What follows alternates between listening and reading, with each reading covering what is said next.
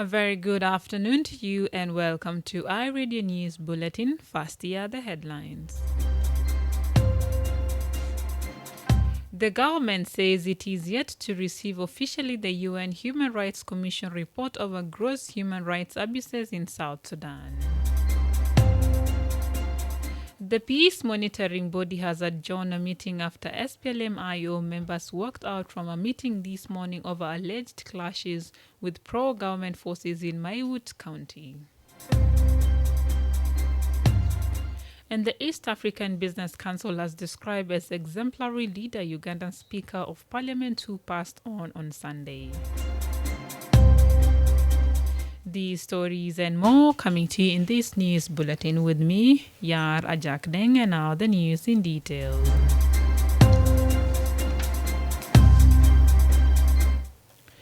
The government says it is yet to receive officially the UN Human Rights Commission report over gross human rights abuses in South Sudan.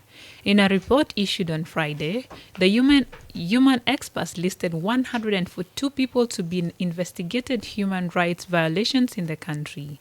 The commission says alleged crimes by individuals did not disclose their names included massacres, torture, abductions, detention, looting, burning of villages, and forced displacements, as well as rape and sexual violence. The sixth report of the UN Commission on Human Rights in South Sudan was presented by the chairman Yasmin Soka and two of her colleagues, Andrew Clapham and Bani Afako. The report documented the violent conflict that took place in areas of Tumbra, Warab, Jonglei, and the Greater Pibor and Bentiu in Unity states. Other violence are at the national level, that is, in the counterinsurgency in the central Equatoria state.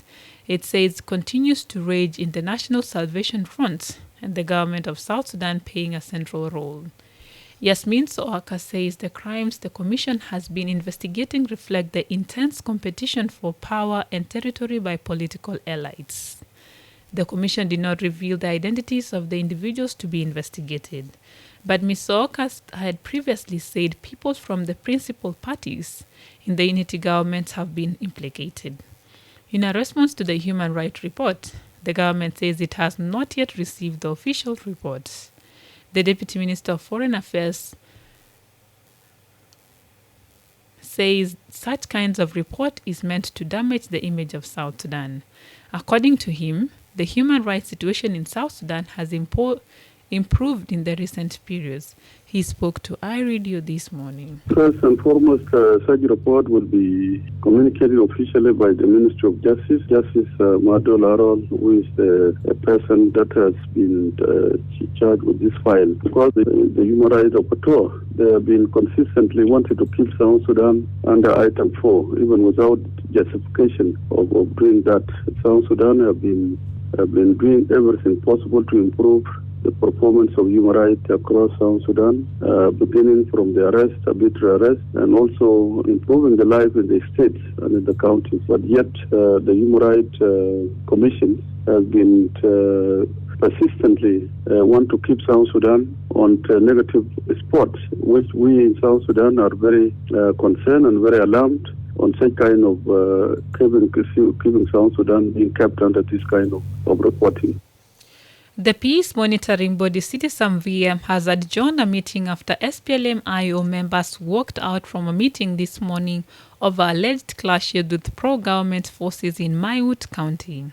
The Ceasefire and Transitional Security Arrangements Monitoring and Verification Mechanism is supposed to hold a technical meeting with the peace parties this morning.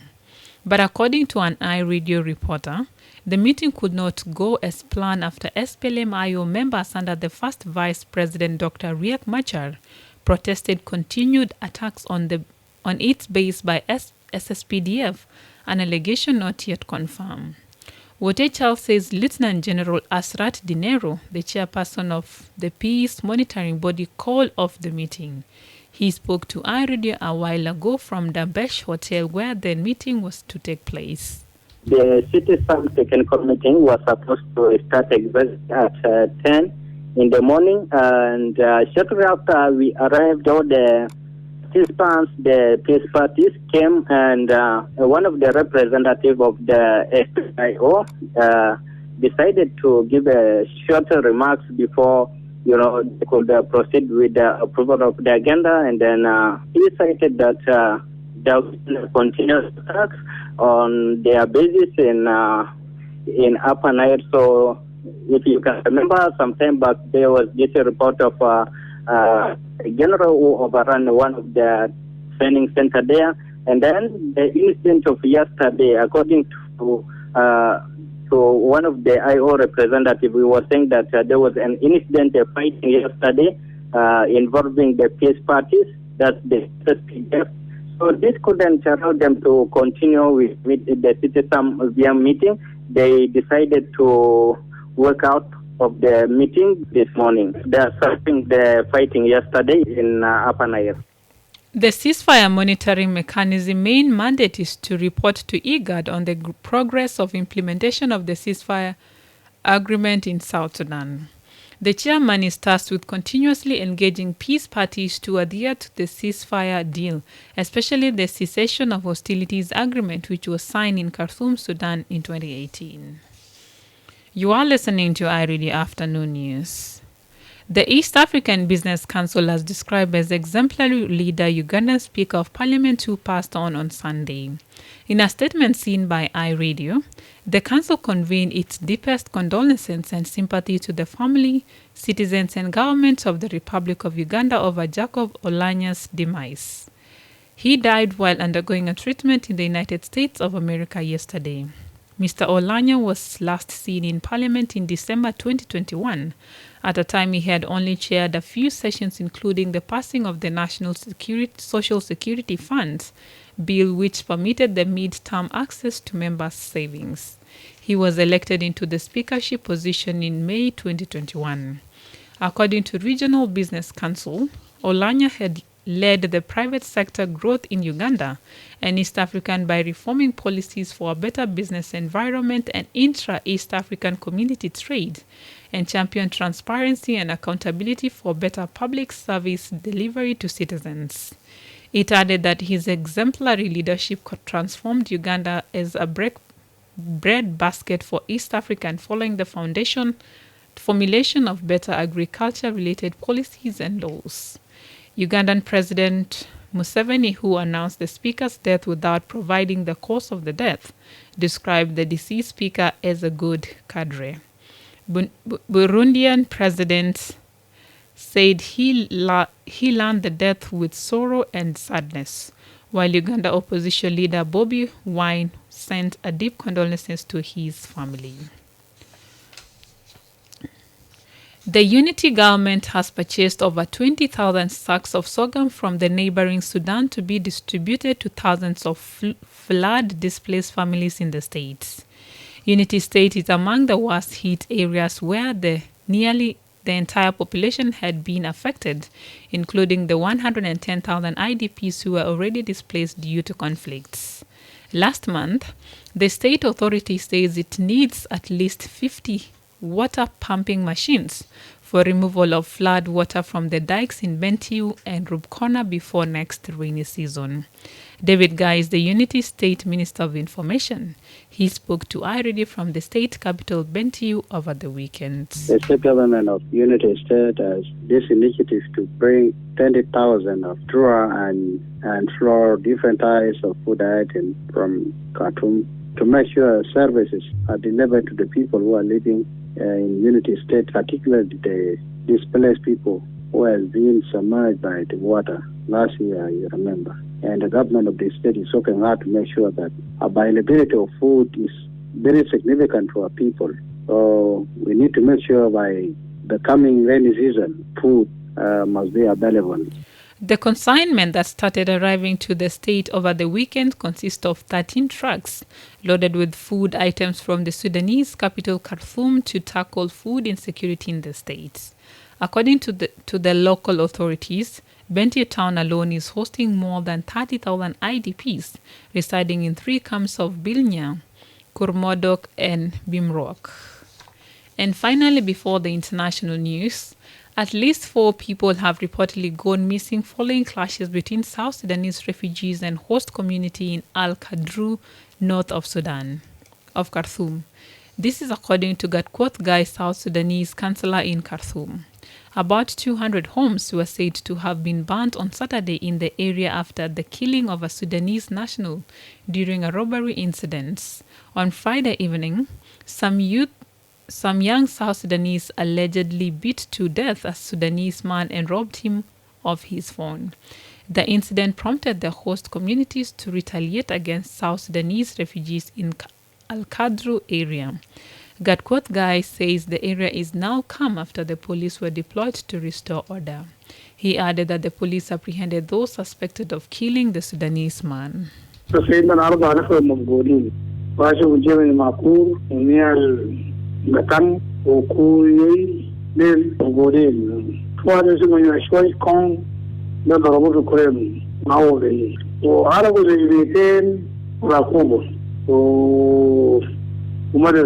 فالعند الحاصل نفسه الناس البوليس خشوا هناك من امبارح فالجميل كان مشاجرة بين نفرين فبقى هسه بقى اليوم لكن حتى هسه الموضوع تسيطر ما في حاجة لحد هسه خسائر رواكب.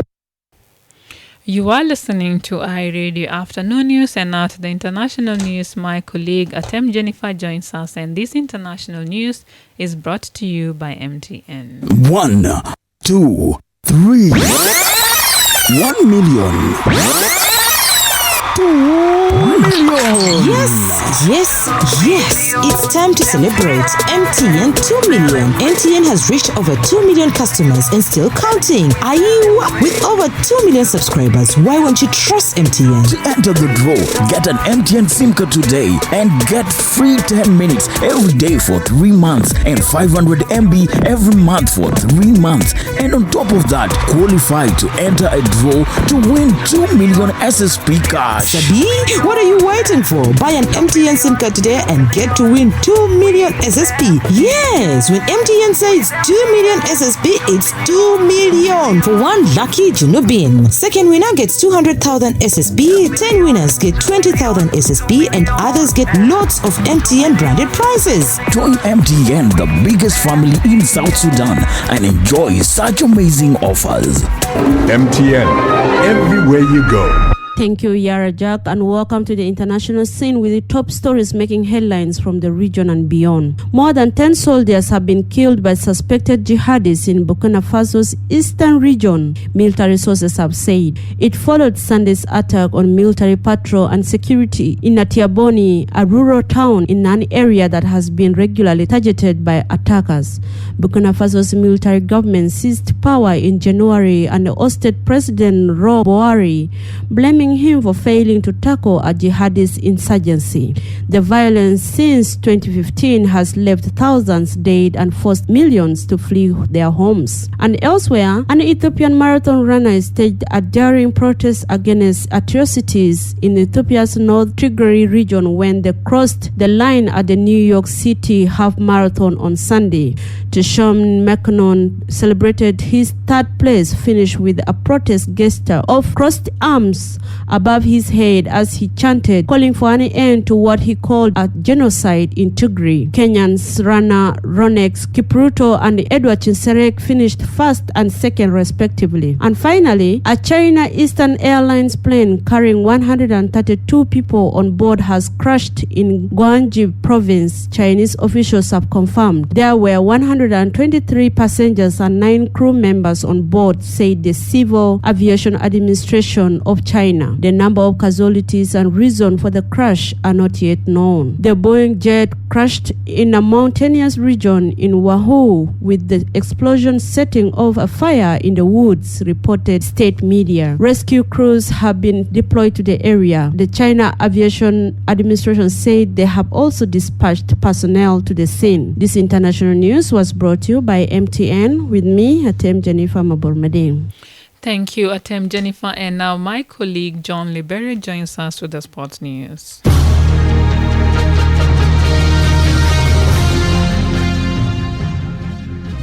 Thank you, Yara Jack. Welcome to Sports News.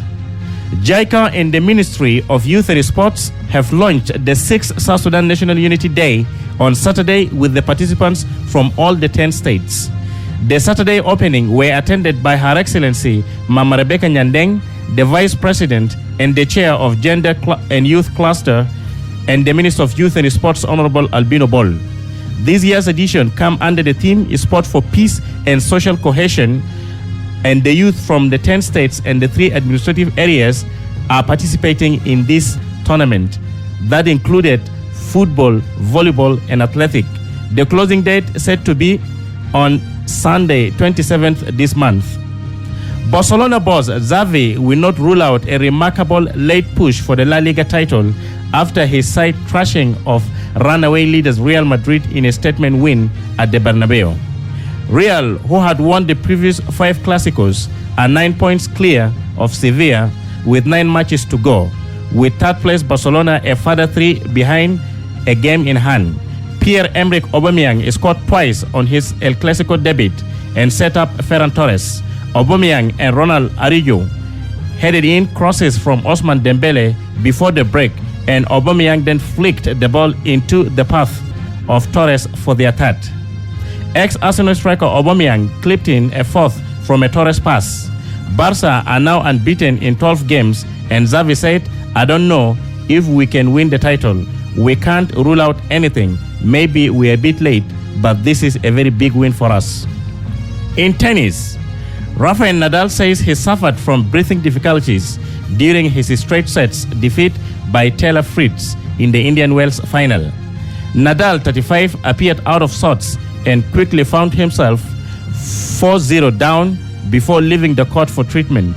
He looked more comfortable on his return, but struggled to break down a determined Fritz, who won 6-3, 7-6, 7-5. And that was the end of sports news with me, John Liberio, and back to my colleague, Yara Jack.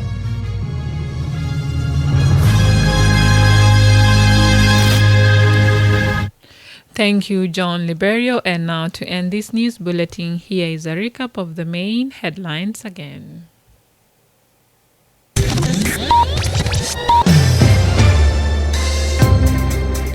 The government says it is yet to receive officially the UN Human Rights Commission's report over gross human rights abuses in South Sudan. The peace monitoring body has adjourned a meeting after SPLM-IO members walked out from a meeting this morning over alleged clashes with pro-government forces in Maiut County. And the East African Business Council has described as exemplary leader Ugandan Speaker of Parliament who passed on Sunday. That's the end of iRadio Afternoon News. You can also get these stories and updates by subscribing to iRadio News Alert on your MTN South Sudan number. Call 700-700# and follow the instructions. If there is a story or an event you would like iRadio to cover or report about, please send us a text message on +211 912 986 986. It is also our WhatsApp number. Follow us on Twitter at iRadio Juba, like our Facebook page iRadio, subscribe to our YouTube channel iRadio South Sudan, and watch our comprehensive interviews. You can also visit our website and listen to us online at www.iradio.org. Stay tuned for the news in Arabic at 1:30 p.m. I am Yar Ajak Deng. Thank you for listening.